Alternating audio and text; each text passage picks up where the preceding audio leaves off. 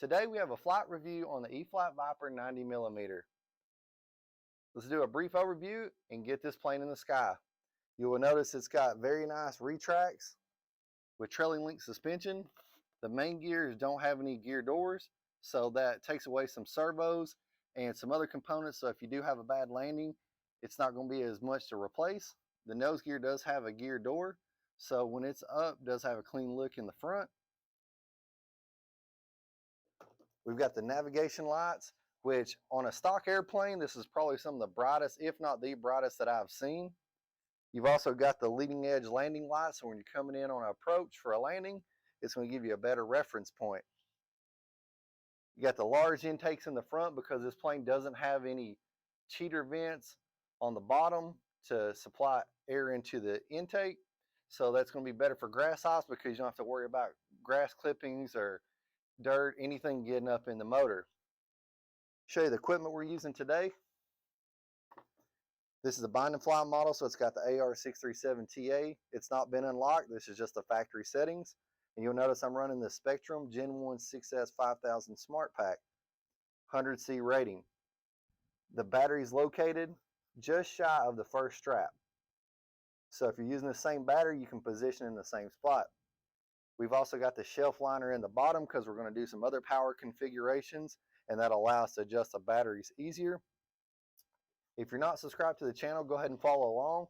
That way you can see those future comparisons with the different power configurations on the Viper 90mm. Speaking of motors, this one has a new release, Spectrum's 12-blade 1950 kV 90mm setup. So we'll get to see that in action today. Any equipment I'm using in this video, if this video helped your decision on making a purchase, I'll have some affiliate links below. If you'll use those, it'd be greatly appreciated because it does support the channel. So now let's get the plane up in the air and see how this Viper 90mm performs. Taking off.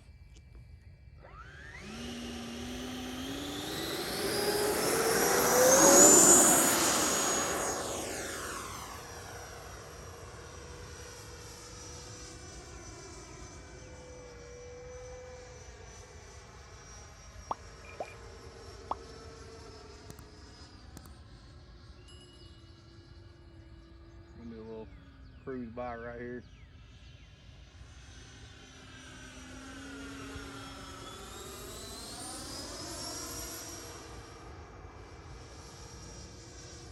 We'll come out of this turn and we're going to go into a loop.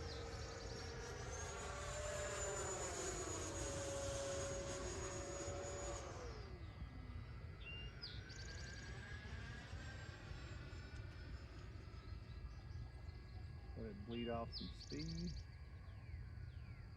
Come in this turn right here, got the power about 30%, actually about 20%.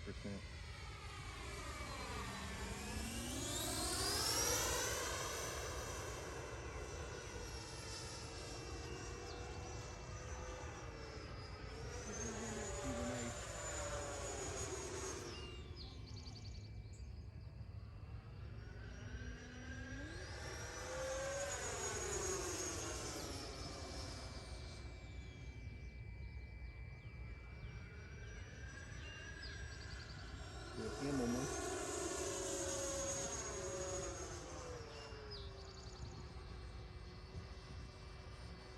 we're going to do a split S.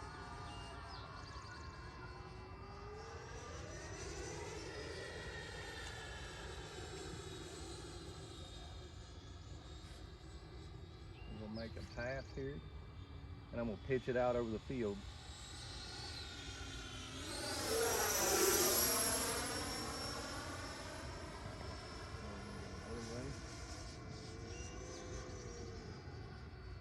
Same thing.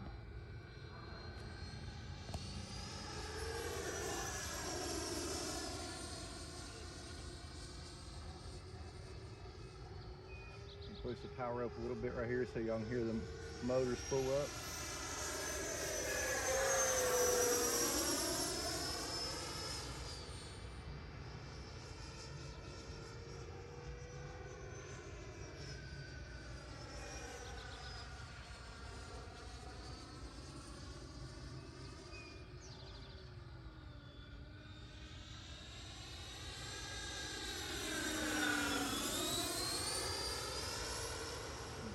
inverted on the next pass.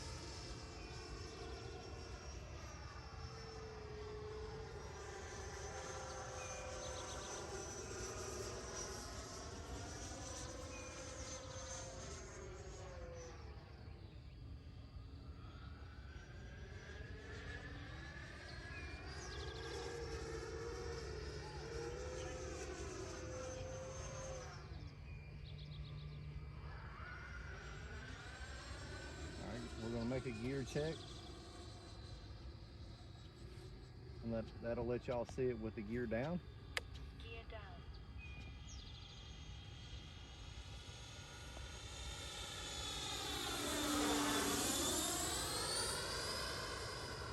On the down end for the flat thing.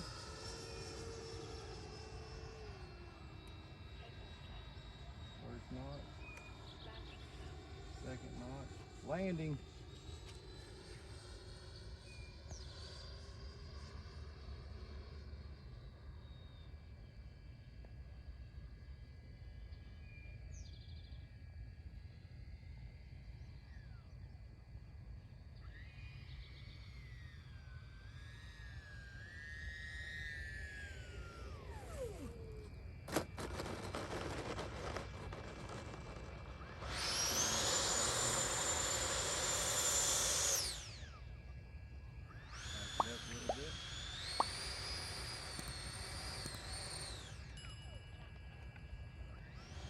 Taxi down the runway. Those lights look so good in the low lit sky. They look great taxiing down the runway. Just overall really good looking lights on this bird.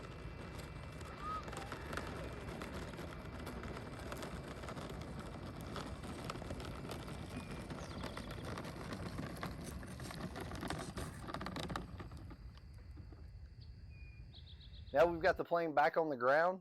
Give you my final thoughts of this Viper 90mm. It's a big sport jet, flies really well, very dynamic, stable. You notice on the approach, this bird doesn't get blown around. It doesn't, have any bad tendencies on the final approach. Also doing some passes across the runway. It's very stable in flight. Very nimble through the maneuvers, especially with a plane with a larger wing like this one. The motor, as y'all can tell, taking off the runway, had plenty of thrust. The sound is incredible in the air. Probably one of the best sounding 90mm I've heard, with the 12 blade setup and also having a high RPM motor with a 1950 kV. Another thing I was really surprised about on this plane was how efficient this 90mm motor was. As we brought it back on the runway, you notice we were at 382, 383, and that was basically flying 4.5 minutes on the total flight time, but the useful throttle time was 4 minutes. So we stayed on the throttle pretty good through the entire flight.